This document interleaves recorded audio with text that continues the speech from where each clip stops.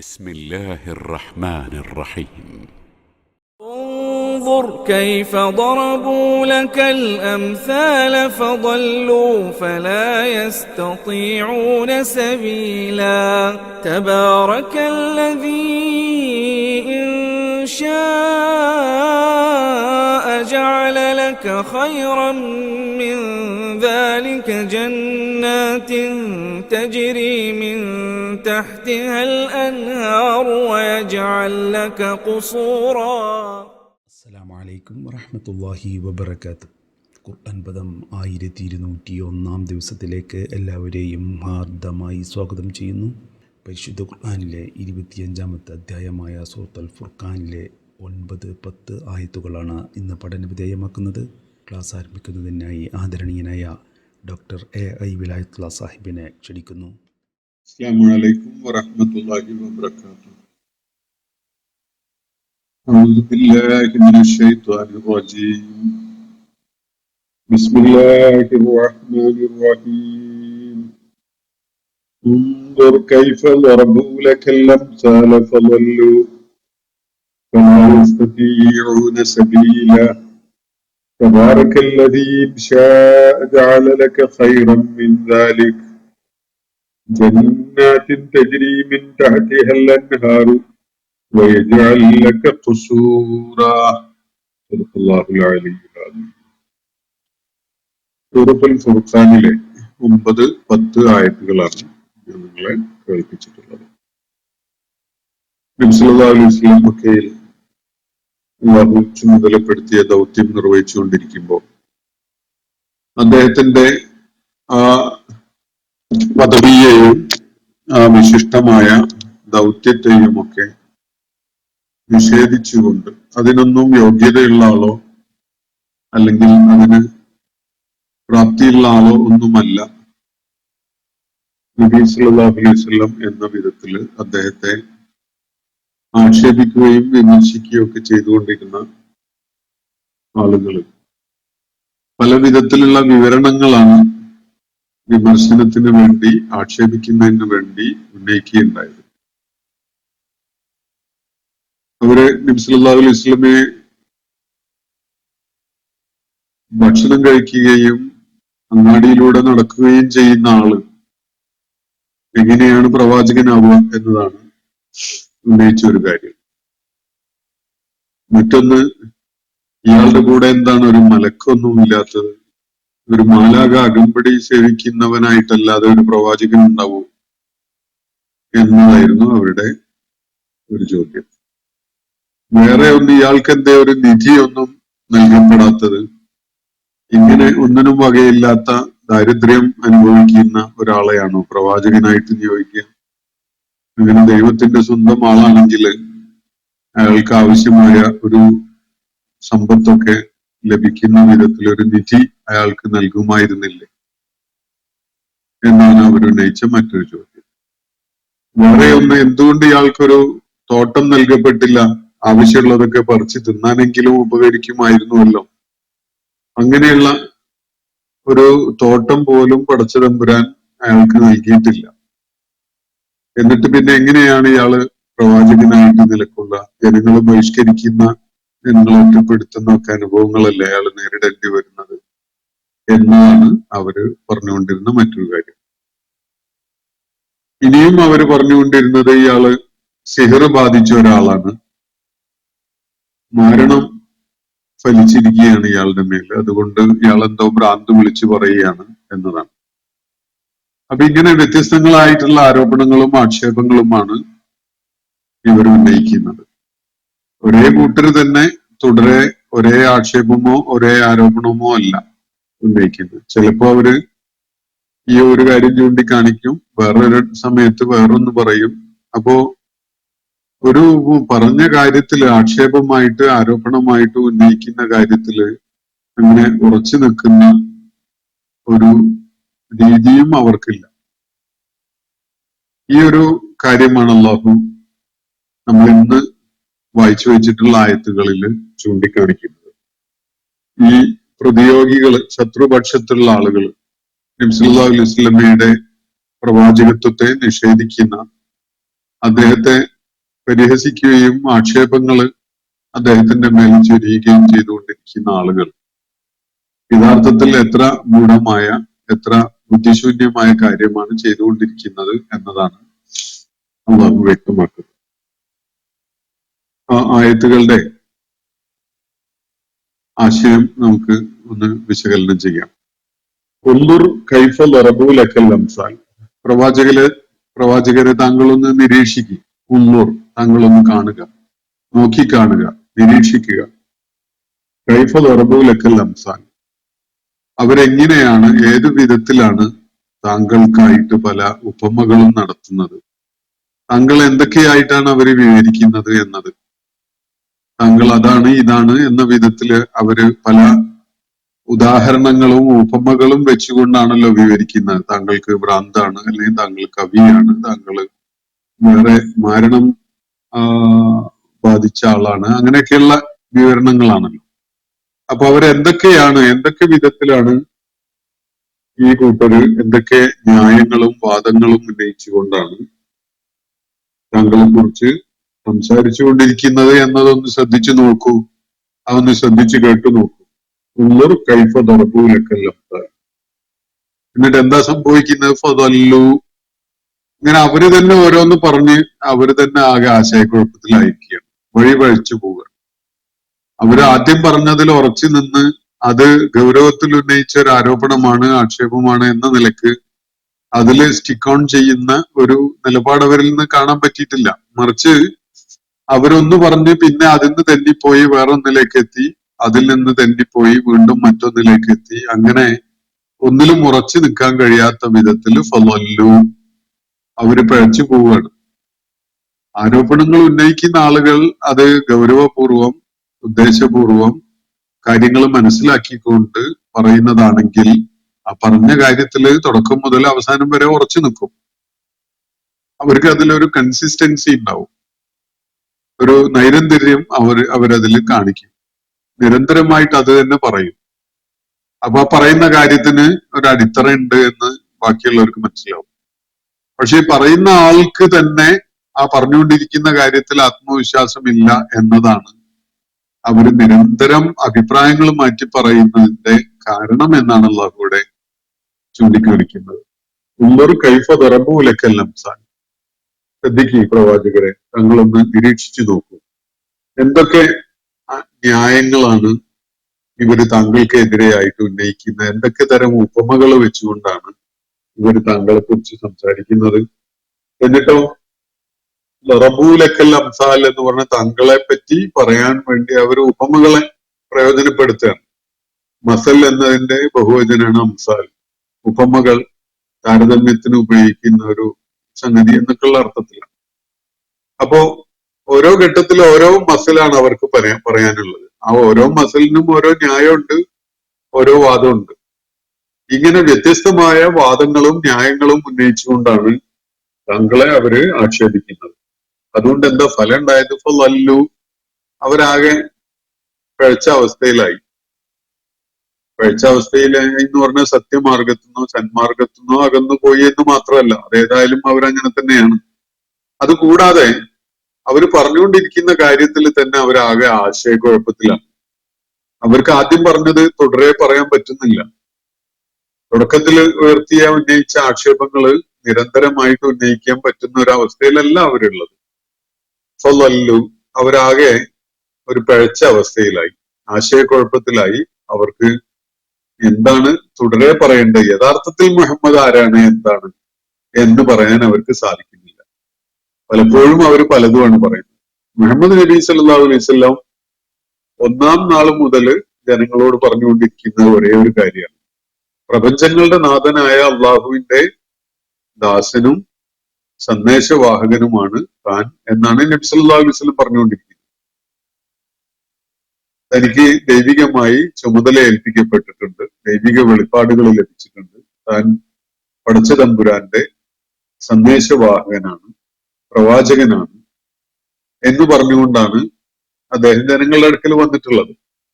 ആ നിലപാടില് മുഹമ്മദ് നബി സല്ലല്ലാഹു അലൈഹി വസല്ലം യാതൊരു മാറ്റവും വരുത്തിയിട്ടില്ല. ഒരു ഘട്ടത്തിലും പുറകോട്ട് പോയിട്ടുമില്ല. ഒന്നാം നാള് പറഞ്ഞിരുന്ന അതേ വാദം, അതേ കാര്യം, അതേ ആർഗ്യുമെന്റ്, അതാണ് നബി സല്ലല്ലാഹു അലൈഹി വസല്ലം മുന്നോട്ട് വെക്കുന്നത് അവസാനം വരെ. എന്നാൽ ഈ കൂട്ടരോ ഓരോ ദിവസം ഓരോന്നാണ് പറഞ്ഞുകൊണ്ടിരിക്കുന്നത്. മുഹമ്മദ് നബിയെ കുറിച്ച് അവര് പറഞ്ഞുകൊണ്ടിരിക്കുന്നത് ഓരോ നാള് ഓരോ കാര്യം. കാരണം ആദ്യം പറഞ്ഞത് ഫലിക്കുന്നില്ല, അത് വേറൊരു ആംഗിളിൽ നോക്കുമ്പോൾ നമ്മൾ ഉന്നയിച്ച ആരോപണം ശരിയാണ് എന്ന് പറയാൻ കഴിയില്ലല്ലോ എന്നൊരു തോന്നൽ അവർക്ക് തന്നെ ഉണ്ടാവുകയാണ്. അതുകൊണ്ട് പിന്നെ ആ ആർഗ്യുമെന്റിൽ ഉറച്ചു നിൽക്കാൻ അവർക്ക് പറ്റുന്നില്ല. അവർ പിന്നെ വേറൊരു ആക്ഷേപവുമായിട്ടാണ് വരുന്നത്. അപ്പൊ ഇതാണ് അള്ളാഹു ചൂണ്ടിക്കാണിക്കുന്നത്. പ്രവാചകരെ ഒന്ന് ശ്രദ്ധിച്ചു കേട്ട് നോക്കും. അവരെന്തൊക്കെ അന്യായങ്ങളാണ് അല്ലെങ്കിൽ എന്തൊക്കെ ന്യായവാദങ്ങളാണ് താങ്കൾക്ക് എതിരിലായിട്ട് ഉന്നയിക്കുന്നത്. ഫലല്ലു, എന്നിട്ട് അവരാകെ കുഴപ്പത്തിലായിരിക്കുകയാണ്. ഫലല്ലു, അവര് ലലാലത്തിലായി പോയിരിക്കുകയാണ്. ലലാലത്ത് ഞാൻ സൂചിപ്പിച്ചല്ലോ, സന്മാർഗവും ദുർമാർഗം എന്ന അർത്ഥത്തിൽ മാത്രമല്ല, അതേതായാലും ഉണ്ട്. അത് കൂടാതെ ഒരു കാര്യം ചെയ്യുമ്പോ അത് ഫലപ്രദമല്ലാണ്ടാവുമ്പോ ആ അവസ്ഥക്കും പറയുന്നത് ഇത് തന്നെയാണ്. ആകെ ആശയക്കുഴപ്പത്തിലായി, അല്ലെങ്കിൽ ആകെ പിഴച്ചുപോയി, ആകെ ഇടങ്ങേറായി എന്നൊക്കെ പറയുന്ന പോലെയുള്ള ഒരു പ്രയോഗം. ഫലല്ലു ഫലാ യസ്തതിഊന സബീല, അവർക്ക് ഒരു മാർഗവും സാധിക്കാതെ വരികയാണ്. ഒന്നിലും ഉറച്ചു നിൽക്കാൻ കഴിയാതെ ഒരു ആർഗ്യുമെന്റിലും അവര് മുന്നോട്ട് വെച്ച നബി സല്ലല്ലാഹു അലൈഹി വസല്ലം എന്താണ്, ആരാണ് എന്ന കാര്യത്തില് അവര് എടുത്ത തീരുമാനങ്ങളിൽ ഒന്നും തന്നെ അവർക്ക് ഉറച്ചു നിൽക്കാൻ പറ്റാത്ത അവസ്ഥ. ഫലാ യസ്തതിഊന, അവർക്ക് സാധിക്കുന്നില്ല, സബീല, ഒരു വഴിയും അവർക്ക് സാധിക്കുന്നില്ല എന്ന് പറഞ്ഞാൽ അവര് നബി സല്ലല്ലാഹു അലൈഹി വസല്ലമയെ നേരിടുന്നതിന് വേണ്ടി ആശയതലത്തിൽ ഉന്നയിച്ചിട്ടുള്ള ചില വാദഗതികൾ, ആ വാദഗതികളിൽ ഒന്നിൽ പോലും ഉറച്ചു നിൽക്കാൻ അവർക്ക് സാധിക്കുന്നില്ല. അങ്ങനെ അവരാകെ ആശയക്കുഴപ്പത്തിലാണല്ലോ ഉള്ളത്. എന്തൊക്കെ ആക്ഷേപങ്ങളാണ് അവർ ഉന്നയിച്ചുകൊണ്ടിരുന്നത്. നമ്മൾ മുകളിലെ ഈ സൂറത്തിന്റെ തുടക്കം മുതൽ ഇതുവരെയുള്ള ആയത്തുകളിലായിട്ട് അത്തരം ആക്ഷേപങ്ങൾ പലതും കാണുകയുണ്ടായി. എന്നാൽ ഈ ആക്ഷേപങ്ങളുടെ സ്വഭാവം അത് ഉന്നയിച്ച ആളുകൾക്ക്, അങ്ങനെ ഒരു ആരോപണം ഉന്നയിച്ചുകൊണ്ട് വന്ന ആളുകൾക്ക് പിന്നെ അതിൽ ഉറച്ചു നിൽക്കാൻ പറ്റുന്നില്ല. അവര് പിന്നീട് ആലോചിക്കുമ്പോ അത് പറഞ്ഞത് അബദ്ധമായി പോയല്ലോ, അത് വേണ്ടത്ര ഫലപ്രദമാവണില്ലല്ലോ എന്നൊക്കെയുള്ള തോന്നലുണ്ടായിട്ട് പിന്നെ മറ്റൊന്നിലേക്ക് ചാടുകയാണ് അവർ ചെയ്യുന്നത്. ഫലാ യസ്തതിഊന സബീല, അവർക്ക് ഒരു വഴിയും ശരിയാവണില്ല, ഒരു വഴിയും സാധിക്കുന്നില്ല. നബി സല്ലല്ലാഹു അലൈഹി വസല്ലമയെ ഗൗരവത്തിൽ നേരിടാൻ അവരുടെ മുന്നിൽ ന്യായം ഉന്നയിക്കാൻ യാതൊന്നുമില്ല. മാത്രമല്ല ഇവർ ഇതേ മാനദണ്ഡം അവര് പിന്തുടരുന്ന ജീവിതപാതയുടെ കാര്യത്തിൽ സ്വീകരിക്കുന്നുമില്ല. അവര് പിന്തുടർന്നു വരുന്ന ചില ജീവിത സരണികൾ അല്ലെങ്കിൽ വിശ്വാസങ്ങൾ, മതാചാരങ്ങൾ, മതരീതികളൊക്കെ ഉണ്ടല്ലോ. ഉദാഹരണത്തിന് ബഹു ദൈവങ്ങളുണ്ട് എന്ന അവരുടെ അടിസ്ഥാനപരമായ നിലപാട്, അത് ശരിയാണോ തെറ്റാണോ എന്നത് യുക്തിയുടെ തലത്തിലോ ന്യായവാദങ്ങളുടെ തലത്തിലോ ഒന്നും പരിശോധിക്കാൻ അവർ കൂട്ടാക്കിയിട്ടില്ല. നബി സല്ലല്ലാഹു അലൈഹി വസല്ലമയുടെ കാര്യം വരുമ്പോ അവർക്ക് 100 ന്യായങ്ങൾ ഉന്നയിക്കാനുണ്ട്. പക്ഷെ അതിലൊന്നിലും അവർക്ക് ഉറച്ചു നിൽക്കാനും പറ്റുന്നില്ല. എന്നാൽ ഇവര് ഉയർത്തിപ്പിടിക്കുന്ന വിശ്വാസ ആദർശത്തിന്റെ കാര്യത്തിലാണെങ്കിലോ അതിന് പിന്നെ ന്യായവും യുക്തിയൊന്നും യാതൊരു വിഷയമല്ല എന്നതാണ്. കേരളത്തിലെ പ്രത്യേകിച്ച് സംഘപരിവാർ പശ്ചാത്തലത്തിലുള്ള ആളുകൾ നടത്തുന്ന ഇസ്ലാം വിമർശനം പോലെയാണ്. അവര് ഇസ്ലാമുമായി ബന്ധപ്പെട്ട പല കാര്യങ്ങളിലും വിമർശനവും ആക്ഷേപമൊക്കെ ഉന്നയിക്കും. എന്നാൽ സ്വന്തം കാല് എവിടെയാണ് ഉള്ളത് എന്നത് അവര് പരിശോധിക്കാനോ അതിനെ യുക്തിയുടെ തലത്തില് വിലയിരുത്താനോ അവര് സന്നദ്ധാവൂല്ല. അപ്പോ യുക്തിയും ന്യായവും ഒക്കെ നബി സല്ലല്ലാഹു അലൈഹി വസല്ലം മുന്നോട്ട് വെക്കുന്ന ജീവിത ദർശനത്തെ വിലയിരുത്താനാണ് അവര് പരതി നടക്കുന്നത്. എന്നാൽ അവരിപ്പോ നിലകൊള്ളുന്ന ചാണകക്കുണ്ട് എന്തുമാത്രം വഷളായതാണ് എന്നത് മനസ്സിലാക്കാൻ അവരത് പ്രയോഗിക്കുന്നുമില്ല. അതാണ് അള്ളാഹു ഇവിടെ ചൂണ്ടിക്കാണിക്കുന്ന ഒരു കാര്യം. ഉള്ളൂർ കൈഫ റബൂലക്കൽ അംസാൽ, എന്തൊക്കെ ഉപമകളാണ്, എന്തൊക്കെ ന്യായവാദങ്ങളും അതുപോലെ കാര്യങ്ങളും ഒക്കെയാണ് ഇവര് തങ്ങൾക്കെതിരിൽ ഉന്നയിക്കുന്നത്. ഫലല്ലു, അങ്ങനെ അവരാകെ കഴിച്ച് ആശയക്കുഴപ്പത്തിലായി കഴിയുകയാണ്. ഫലാ യസ്തതിഊന സബീല, ഒന്നിലും ഉറച്ചു നിൽക്കാനോ ഒരു വഴിയും പിന്തുടരാനോ അവർക്ക് പറ്റുന്നില്ല. അങ്ങനെ ഒരു പ്രതിസന്ധിയിലാണ് അവരുള്ളത്. എന്നിട്ട് അള്ളാഹു തുടർന്ന് പറയുകയാണ്, ഇവർ ഉന്നയിച്ച ആരോപണങ്ങൾക്ക് മറുപടി പറയാൻ വേണ്ടി അല്ല യഥാർത്ഥത്തില് ഈ കാര്യം ഇവിടെ പറയുന്നത്, മറിച്ച് അവരുടെ വാദഗതികളുടെ പൊള്ളത്തരം വെളിപ്പെടുത്താനും അവര് എത്ര ഫൂളിഷായ കാര്യങ്ങളാണ് പറഞ്ഞുകൊണ്ടിരിക്കുന്നത് എന്ന് അവരെ ബോധ്യപ്പെടുത്താനും വേണ്ടിയുള്ള സാന്ദർഭികമായൊരു റിമാർക്ക് മാത്രമാണ് ഈ കാര്യം എന്ന് കാണാൻ കഴിയും. തുടർന്ന് അള്ളാഹു പറയുന്നത്, തബാറക്കല്ലദീ ഇൻശാ ജഅല ലക ഖൈറൻ മിൻ ദാലിക. പ്രവാചകരെ, ഇവര് പറയുന്ന ഈ തോട്ടം, നിധി ഒക്കെ ഉണ്ടല്ലോ, അതൊന്നും ഇല്ലാത്തതാണല്ലോ പ്രശ്നം. തോട്ടം നൽകപ്പെട്ടിട്ടില്ല, നിധി നൽകപ്പെട്ടിട്ടില്ല, ഒരു മലക്കിനെ കൂടെ പറഞ്ഞു വെച്ചിട്ടില്ല, ഇതൊക്കെയാണല്ലോ വിഷയം. അപ്പോ കേട്ടോളൂ, തബാറക്കല്ലദീ ഇൻശാ ജഅല ലക ഖൈറൻ മിൻ ദാലിക. ഇതിനേക്കാളൊക്കെ എത്രയോ ഉത്തമമായത് താങ്കൾക്കായി അവൻ ഉദ്ദേശിക്കുന്നുവെങ്കിൽ താങ്കൾക്കായിട്ട് അവൻ നൽകും. അങ്ങനെ നൽകാൻ കഴിയുന്ന അള്ളാഹു എത്ര അനുഗ്രഹീതനാണ്, അനുഗ്രഹമുടയവനാണ് എന്നാണ് അള്ളാഹു ഇവിടെ ചൂണ്ടിക്കാണിക്കുന്നത്. ഇവര് ചോദിക്കുന്ന ഇപ്പൊ എന്താ? ഒരു തോട്ടം, അല്ലെങ്കിൽ ഒരു നിധി കുംഭം, അതും അല്ലെങ്കിൽ കൂടെ ഒരു മലക്ക് വരിക. നബി സല്ലല്ലാഹു അലൈഹി വസല്ലമക്ക് വേണ്ടി അള്ളാഹു ഒരുക്കി വെച്ചിരിക്കുന്ന സൗഭാഗ്യങ്ങളുടെയും സമ്മാനങ്ങളുടെയും പാരിതോഷികങ്ങളുടെയും പ്രതിഫലങ്ങളുടെയും വസ്തുത പരിശോധിക്കുമ്പോ ഇവർ ഈ പറയുന്നതൊക്കെ വളരെ സില്ലിയായ സംഗതികളാണ്.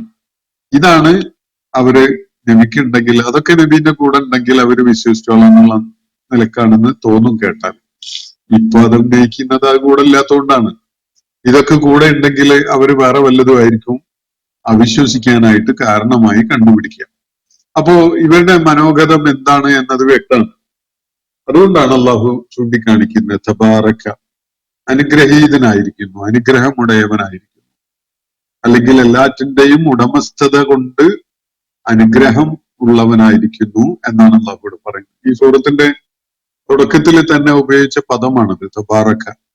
അത് ഒരു സ്ലൈറ്റ്ലി വ്യത്യസ്തമായ അർത്ഥം ഉള്ള വിധത്തില് ഇവിടെ വീണ്ടും വന്നിരിക്കുകയാണ്.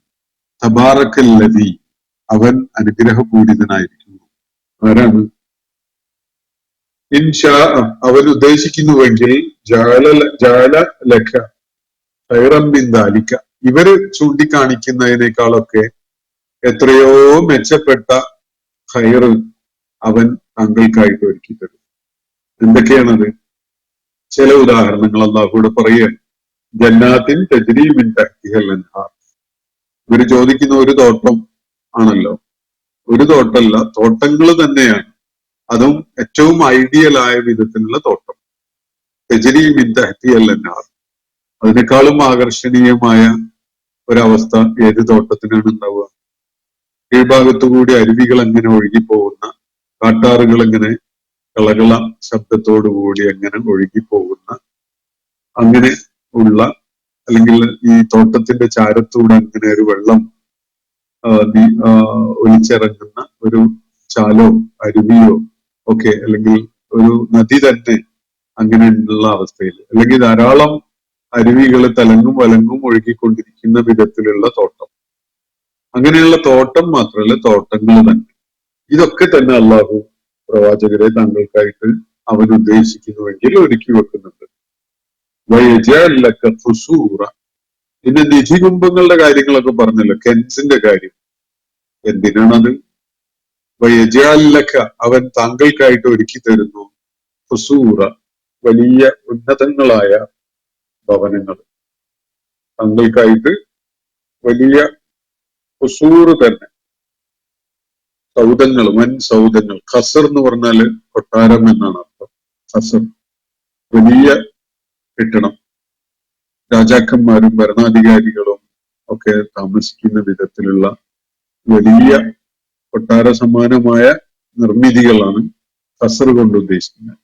അപ്പൊ താങ്കൾക്ക് കൊട്ടാരങ്ങൾ തന്നെ അവൻ ഒരുക്കി വെച്ചിട്ടുണ്ട്, തോട്ടങ്ങളുണ്ട്, കീഴ്ഭാഗത്തുകൂടി അരുവികൾ ഒഴുകുന്ന, പല വൈവിധ്യങ്ങൾ കൊണ്ട് വിസ്മയമായി മാറുന്ന തരത്തിലുള്ള അത്യാകർഷകങ്ങളായ തോട്ടങ്ങൾ. ഒരു നമ്മൾ സാധാരണ പറയാറുണ്ട്, ഒരു പൂ ചോദിച്ചപ്പോ ഒരു പൂന്തോട്ടം തന്നെ നൽകി. ഒരു പൂന്തോട്ടം അല്ല, ഒരു വസന്തം തന്നെ നൽകി എന്നൊക്കെ പറയാറുണ്ട് നമ്മൾ സാഹിത്യ വിവരണങ്ങളിൽ, അങ്ങനെയൊക്കെ കാണാം. അപ്പൊ ഇവിടെ ഇവര് നബി സല്ലല്ലാഹു അലൈഹി വസല്ലമക്ക് ആശ്രയിക്കാൻ വേണ്ടി എപ്പോഴും പാഞ്ഞു ചെന്ന് പറിച്ചു തിന്നാൻ പഴങ്ങളൊക്കെ കായ്ച്ചു തൂങ്ങിക്കിടക്കുന്ന തോട്ടം ഇല്ലാത്തതുണ്ട് എന്നതാണ് അവർ ഉന്നയിച്ച ഒരു കാര്യം. അല്ലെങ്കിൽ നബി സല്ലല്ലാഹു അലൈഹി വസല്ലം സാമ്പത്തിക പ്രതിസന്ധി നേരിടുമ്പോൾ അതിനെ കൈകാര്യം ചെയ്യാൻ എളുപ്പമാകുന്ന വിധത്തിൽ ഒരു നിധി അദ്ദേഹത്തിന് നൽകപ്പെടാത്തതുണ്ട്. ഇതൊക്കെയാണല്ലോ അവർ ഉന്നയിച്ച കാര്യങ്ങൾ. അപ്പൊ അള്ളാഹുവോട് ചോദിക്കുന്നത്, അള്ളാഹുവിന്റെ ധന്യതയുടെ മുന്നിൽ ഇവരുടെ തോട്ടവും ഇവരുടെ നിധിയും ഒക്കെ എന്ത്? അള്ളാഹു ഉദ്ദേശിക്കുന്നുവെങ്കിൽ പ്രവാചകരെ താങ്കൾക്കായിട്ട് അവൻ എത്രയോ ഉദ്യാനങ്ങൾ അടങ്ങിയിട്ടുള്ള വലിയ തോട്ടങ്ങൾ, അതും താഴ്ഭാഗത്തുകൂടി അരുവികൾ ഒഴുകുന്ന വിധത്തിലുള്ള ഏറ്റവും ഗംഭീരങ്ങളും ആകർഷകങ്ങളുമായ തോട്ടങ്ങൾ തന്നെ ഒരുക്കി വെച്ചിട്ടുണ്ട്. കൂടെ മാത്രമല്ല, വലിയ സൗധങ്ങൾ, താമസിക്കാൻ വലിയ കൊട്ടാരങ്ങൾ തന്നെയും അള്ളാഹു, നിരവധി കൊട്ടാരങ്ങൾ തന്നെയും അവൻ ഒരുക്കി വെച്ചിട്ടുണ്ട്. ധാരാളം ഖസ്റുകള് അള്ളാഹു നബി സല്ലല്ലാഹു അലൈഹി വസല്ലമക്കായിട്ട് ഒരുക്കി വെച്ചിട്ടുണ്ട്. എങ്കിൽ പിന്നെ എന്തിന് നിങ്ങൾ ഈ പറയുന്ന കെൻസും ജന്നത്തും ഒക്കെ എന്നതാണ് ഇവിടെ ഉന്നയിക്കപ്പെടുന്ന ചോദ്യം. അപ്പോ യജഅലക ഖുസൂറ, അപ്പോ ഇവര് ഉന്നയിച്ചിരിക്കുന്ന ആരോപണങ്ങള്, ആക്ഷേപങ്ങള്, വിമർശനങ്ങള്, ഇത് എത്ര ബാലിശമാണ് എന്നതാണ് അള്ളാഹുവിടെ ചൂണ്ടിക്കാണിക്കുന്ന കാര്യം. ഇതേ വിമർശനങ്ങളും ആക്ഷേപങ്ങളും ആരോപണങ്ങളും ഒന്നും തന്നെ അവര് നിലക്കൊള്ളുന്ന പ്രത്യയശാസ്ത്രത്തിന്റെയോ ആദർശത്തിന്റെയോ മതവിശ്വാസത്തിന്റെയോ കാര്യത്തില് അങ്ങനെ ഒരു മാറ്റുരക്കലിന്, അങ്ങനെയല്ല ഒരു ഉരക്കല്ല് അപ്ലൈ ചെയ്തുകൊണ്ട് അവര് നിലക്കൊള്ളുന്ന പ്രതലം ഉറച്ചതാണോ എന്നത് പരിശോധിക്കാൻ അവര് വിനിയോഗിക്കുന്നില്ല, പ്രയോജനപ്പെടുത്തുന്നില്ല. നബി സല്ലല്ലാഹു അലൈഹി വസല്ലമയുടെ നേരെ ഇങ്ങനെ ആക്ഷേപങ്ങൾ ഉന്നയിച്ചുകൊണ്ടിരിക്കുകയും ചെയ്യും. എന്നാൽ അങ്ങനെ അവർ ഉന്നയിക്കുന്ന ആക്ഷേപങ്ങൾ തന്നെ എത്ര ബാലിശമായതാണ്. അള്ളാഹുവിന്റെ പ്രപഞ്ച സാകല്യങ്ങളുടെ മാലിക്കായ, ഉടമസ്ഥനായ അള്ളാഹുവിനെ സംബന്ധിച്ചിടത്തോളം ഇവര് പറഞ്ഞുകൊണ്ടിരിക്കുന്നതൊക്കെ എത്ര നിസ്സാരമായ കാര്യങ്ങളാണ്. ഒരു മലക്കല്ല 1000 മലക്കുകളെ നബി സല്ലല്ലാഹു അലൈഹി വസല്ലമയോടൊപ്പം പറഞ്ഞേക്കാൻ അള്ളാഹുവിന് സാധിക്കും. ഒരു പ്രയാസവുമില്ല. ഒരു തോട്ടമല്ല, തോട്ടങ്ങൾ തന്നെ നൽകാൻ അള്ളാഹു ഒരുക്കമാണ്, അവനങ്ങനെ ഉദ്ദേശിക്കുന്നുവെങ്കിൽ. അതുപോലെ ഖുസൂർ, വലിയ ഹർമ്മ്യങ്ങളായ വലിയ ഭവനങ്ങൾ, കൊട്ടാരങ്ങൾ, വലിയ സൗധങ്ങൾ നബി സല്ലല്ലാഹു അലൈഹി വസല്ലമയ്ക്ക് വേണ്ടി ഒരുക്കുന്നതിന് അള്ളാഹുവിന് യാതൊരു തടസ്സവുമില്ല. ഇവരെന്താണ് പറഞ്ഞുകൊണ്ടിരിക്കുന്നത് എന്നതാണ് അള്ളാഹു ഇവിടെ തിരിച്ച് ഉന്നയിക്കുന്ന ചോദ്യം. വയജഅലക ഖുസൂറ انظر كيف ضربوا لك الامثال فضلوا فلا يستطيعون سبيلا تبارك الذي ان شاء جعل لك خيرا من ذلك جنات تجري من تحتها الانهار ويجعل لك قصورا. അപ്പോ ഇന്നത്തെ സെഷൻ ഞാൻ അവിടെ അവസാനിപ്പിക്കുകയാണ്. ഇന്നലെ ചർച്ച ചെയ്ത കാര്യങ്ങളുമായി ബന്ധപ്പെട്ടുകൊണ്ട് 1-2 ചോദ്യങ്ങൾ നമ്മുടെ ഗ്രൂപ്പിൽ വന്നിട്ടുണ്ടായിരുന്നു. അത് സിഹർ സംബന്ധമായതാണ്. സിഹർ എന്നത് യാഥാർത്ഥ്യമാണോ? നബി സല്ലല്ലാഹു അലൈഹി വസല്ലമയെ അത് ബാധിക്കുമോ എന്നതൊക്കെ. സിഹർ എന്നത് യാഥാർത്ഥ്യമാണ്. ആളുകള് പല വിധത്തിലുള്ള ദ്രോഹം ഉണ്ടാക്കുന്നതിനും, പ്രത്യേകിച്ച് ഭാര്യാഭർത്താക്കന്മാര് തമ്മില് പിണക്കമുണ്ടാക്കി അകറ്റി ബന്ധങ്ങൾ വഷളാക്കാനൊക്കെ പഴയകാലത്ത് തന്നെ പല തന്ത്രങ്ങളും പ്രയോഗിക്കാറുണ്ടായിരുന്നു. അതില് മനഃശാസ്ത്രപരമായ ചില വിഷവിത്തുക്കള് പാകലാണ് അതിന്റെ യഥാർത്ഥത്തിലുള്ള സ്വഭാവം. അങ്ങനെയാണ് നമ്മുടെ വളരെ അടുത്ത ബന്ധത്തില് ഒരു വിഷം എത്തിക്കാൻ വേണ്ടി 1-2 പേര് മെനക്കെട്ട് ശ്രമിച്ചാലൊക്കെ സാധിക്കും. ആളുകൾക്കിടയിൽ സംശയം ജനിപ്പിക്കുക, അല്ലെങ്കിൽ ചില അടിസ്ഥാനരഹിതമായ കാര്യങ്ങളുണ്ട് എന്നുള്ള നിലക്ക് വസ്തുതാപരമായിട്ട് ഈ ബന്ധപ്പെട്ട ആളെ കേൾപ്പിക്കുക, എന്നിട്ട് അതേ സംഗതി വേറൊരാളും പറയുന്നൊരു ഇത് ഉണ്ടാവുക. അതിന്റെ ഭാഗികമായിട്ടൊക്കെ ശരിയാണെന്ന് തോന്നുന്ന വിധത്തില് ചില കാഴ്ചകൾ കാണാന് സാധിക്കുക. ഇങ്ങനെയൊക്കെ ഉണ്ടാവുമ്പോ ബന്ധങ്ങള് തകർക്കാൻ കഴിയും. ഇത് തന്നെ ഒരു ഏർപ്പാടാക്കിയിട്ട് ബന്ധങ്ങൾ തകർക്കുന്ന, അതുപോലെ കുടുംബ ബന്ധങ്ങളെ നാശമാക്കുന്ന വിധത്തിലുള്ള പല നിഗൂഢ പ്രവർത്തനങ്ങളിലും പഴയകാലത്തിന് ഏർപ്പെടുന്ന ആളുകൾ ഉണ്ടായിരുന്നു. അങ്ങനെയുള്ള ഇപ്പോ സുലൈമാൻ അലൈഹിസ്സലാമിന്റെ കാലത്ത് പരാമർശിച്ചുകൊണ്ട് ഖുർആൻ അതിന്റെ വസ്തുത വെളിപ്പെടുത്തുന്നുണ്ട്. അപ്പൊ സിഹർ എന്നത് ഒരു യാഥാർത്ഥ്യമാണ്. എന്നാൽ അത് നബി സല്ലല്ലാഹു അലൈഹി വസല്ലമയെ ബാധിക്കുമോ എന്ന് ചോദിച്ചാൽ നബി സല്ലല്ലാഹു അലൈഹി വസല്ലമയുടെ നേരെ സിഹർ പ്രയോഗിക്കാൻ അത്തരം ആളുകൾ ശ്രമിക്കുകയൊക്കെ ചെയ്യും.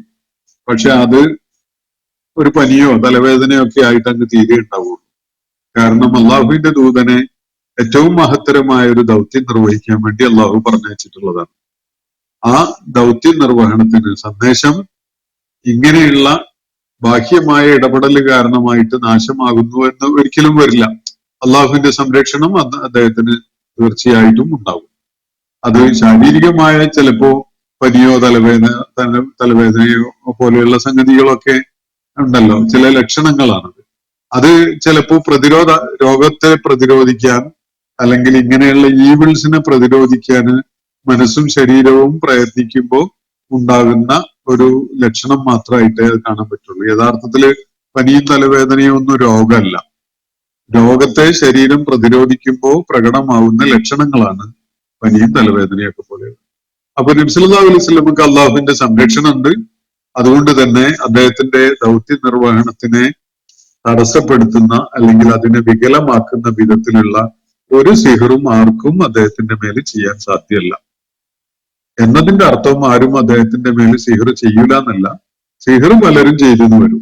അതൊന്നും നബി സല്ലല്ലാഹു അലൈഹി വസല്ലമയുടെ മേല് ഫലിക്കാൻ പോകുന്നില്ല. അള്ളാഹുവിന്റെ സംരക്ഷണത്തിലാണ് അദ്ദേഹം ഉണ്ടായിരുന്നത്. അപ്പൊ സിഹർ ഉണ്ടോ? സിഹർ ഉണ്ട്. ജനങ്ങൾ അങ്ങനെ പ്രാക്ടീസ് ചെയ്തിരുന്നു. പല വിധത്തിലുള്ള ദ്രോഹങ്ങളും അവരുണ്ടാക്കിയിട്ടുണ്ടായിരുന്നു. അതിനായിട്ട് തന്നെ ജീവിതം ഒഴിഞ്ഞു വെച്ച തരം ആളുകളൊക്കെ പല കാലഘട്ടങ്ങളിലും ഉണ്ടായിട്ടുണ്ട്. അതൊരു വസ്തുതയാണ്. ഇപ്പോഴും അങ്ങനെയുള്ള പല നിഗൂഢ പ്രവർത്തനങ്ങളിലൊക്കെ ഏർപ്പെട്ടുകൊണ്ടിരിക്കുന്ന ആളുകൾ നമുക്ക് കാണാൻ കഴിയും. മനുഷ്യന്റെ മനസ്സ് എന്നത് പലപ്പോഴും വളരെ ദുർബലമായ അവസ്ഥകളിലൂടെയൊക്കെ കടന്നുപോകും. പ്രത്യേകിച്ച് സ്ത്രീകളുടെ കാര്യത്തില് അവരുടെ ചില അവസ്ഥകളിൽ, മെൻസ്ട്രൽ പീരീഡില്, പ്രസവാനന്തര നാളുകളിലോ ഒക്കെ തന്നെ ചെറിയ ചെറിയ സൂചനകളോ വർത്തമാനങ്ങളോ ഒക്കെ പോലും അവരില് വലിയ വിഷവിത്തുക്കൾ പാകുന്നത് നമുക്ക് കാണാൻ കഴിയും.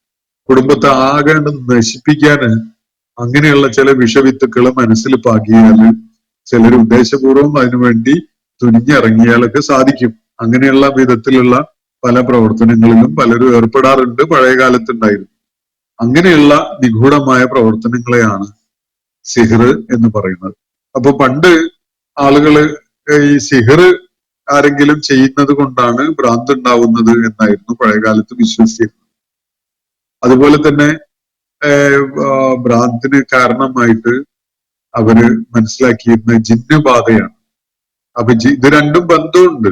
അപ്പൊ ജിന്നിനെ കൂട്ടുപിടിച്ചുകൊണ്ടാണ് സിഹർ ചെയ്യുന്നത് എന്നൊക്കെ പല രീതിയിൽ. കാരണം ജിന്നുകളുടെ കൂട്ടത്തിലും കുഴപ്പങ്ങൾ ഉണ്ടാക്കുന്ന നാശകാരികളായ അതുപോലെ തിന്മക്ക് വേണ്ടി പ്രയത്നിച്ചുകൊണ്ടിരിക്കുന്ന കക്ഷികളൊക്കെ ഉണ്ട്. അതുകൊണ്ട് ഇത്തരം നിഗൂഢ പ്രവർത്തനങ്ങൾ പലരും ചെയ്യുന്നുണ്ടാവും. ചിലരുടെ കാര്യത്തിലൊക്കെ അത് എവിടെയെങ്കിലൊക്കെ കുറിക്ക് കൊള്ളുന്നൊക്കെ ഉണ്ടാവും. അതിന്റെ അർത്ഥം അത് മുസ്ലിം സത്യവിശ്വാസികളെ സംബന്ധിച്ചിടത്തോളം അതുമായി ബന്ധപ്പെട്ടുകൊണ്ടുള്ള എന്ത് പ്രയത്നത്തിൽ ഏർപ്പെടുന്നതും ഏറ്റവും വലിയ കുറ്റകരമായ കാര്യമാണ്. ശിർക്ക് പോലെയുള്ള ശിർക്ക് തന്നെയായിട്ടൊക്കെ പരിഗണിക്കപ്പെടുന്ന വൻകുറ്റങ്ങളിൽ പെട്ടതാണ് സിഹർ. അതുകൊണ്ട് അത്തരം സംഗതികളിലേക്ക് പോവാതിരിക്കുകയും അത്തരം ആളുകളുടെ സഹായം തേടാതിരിക്കുകയൊക്കെ ചെയ്യുക എന്നതാണ്, അതിൽ നിന്ന് പൂർണ്ണമായിട്ട് അകന്നു നിൽക്കുക എന്നതാണ് സത്യവിശ്വാസികൾ പിന്തുടരുന്ന വഴി. അപ്പോ ഇക്കാര്യം ഞാനിവിടെ അവസാനിപ്പിക്കുകയാണ്. അതിന്റെ കൂടുതൽ വിശദാംശങ്ങളിലേക്ക് തൽക്കാലം പോകുന്നില്ല. പൊതുവായിട്ട് ഖുർആൻ ഇങ്ങനെ ഒരു സംഗതി പരാമർശിച്ചിട്ടുണ്ട് എന്നതുകൊണ്ട് തന്നെ, ഉള്ള വിധത്തിൽ തന്നെ പരാമർശിച്ചിട്ടുണ്ട് എന്നതുകൊണ്ട് തന്നെ സിഹർ എന്നൊരു പ്രാക്ടീസ്, മാരണം അല്ലെങ്കിൽ ആഭിചാരക്രിയ എന്നത് ഉണ്ട്. അതൊരു വസ്തുതയാണ്. അങ്ങനെയുള്ള ചില നിഗൂഢ പ്രവർത്തനങ്ങൾ ആളുകൾ ജനങ്ങൾക്കിടയിൽ കുഴപ്പമുണ്ടാക്കാൻ വേണ്ടി, ഒരു ഗുണവും അതുകൊണ്ടില്ല. അങ്ങനെ തന്നെ പ്രത്യേകം ഖുർആൻ പറയുന്നതും കാണാം. ഒരു ഗുണവും അതുകൊണ്ടില്ല എന്നത് നമ്മൾ നേരത്തെ പിന്നിട്ട സൂറത്തുൽ ബഖറയുടെ ഒരു ഭാഗത്ത് അതിന്റെ വിശദാംശങ്ങൾ കാണാൻ സാധിക്കും. അപ്പോ അങ്ങനെയുള്ള ചില നിഗൂഢ പ്രവർത്തനങ്ങളിൽ ആളുകൾ ഏർപ്പെടുന്നു എന്നത് അത് അവരുടെ വിശ്വാസപരമായ വൈകല്യവും അതുപോലെ അവര് പ്രാക്ടീസ് ചെയ്തുകൊണ്ടിരിക്കുന്ന ശിർക്കിന്റെ ഒക്കെ ഫലമായിട്ടൊക്കെ ഉള്ളതാണ്. അത് നബി സല്ലല്ലാഹു അലൈഹി വസല്ലമയെ എന്നല്ല, ഒരു പ്രവാചകനെയും അവരുടെ ദൗത്യം നിർവഹിക്കുന്നതിന് എന്തെങ്കിലും ഭംഗം വരുത്തുന്ന വിധത്തില് അത് ബാധിക്കുകയില്ല എന്നത് 100% ഉറപ്പുള്ള കാര്യമാണ്. ആ വിധത്തിലുള്ള ഇസ്മത്ത്, സുരക്ഷിതത്വം അള്ളാഹു പ്രവാചകന്മാർക്ക് നൽകിയിട്ടുണ്ട് എന്നതാണ് ഖുർആനിൽ നിന്ന് നമുക്ക് മനസ്സിലാക്കാൻ കഴിയുന്ന കാര്യം. ഞാൻ അവസാനിപ്പിക്കുകയാണ്. അൽഹംദുലില്ലാഹി റബ്ബിൽ ആലമീൻ. അസ്സലാമു അലൈക്കും വറഹ്മത്തുള്ളാഹി വബറകാതുഹു. ഇന്നത്തെ ഖുർആൻ പദം ഇവിടെ സമാപിക്കുന്നു. ഖുർആൻ പഠനത്തിൽ പങ്കെടുത്ത എല്ലാവർക്കും അള്ളാഹു അർഹമായ പ്രതിഫലം നൽകി അനുഗ്രഹിക്കട്ടെ. വആഖിറു ദഅവാന അനിൽ ഹംദുലില്ലാഹി റബ്ബിൽ ആലമീൻ. അസ്സലാമു അലൈക്കും വറഹ്മത്തുള്ളാഹി വബറകാതുഹു.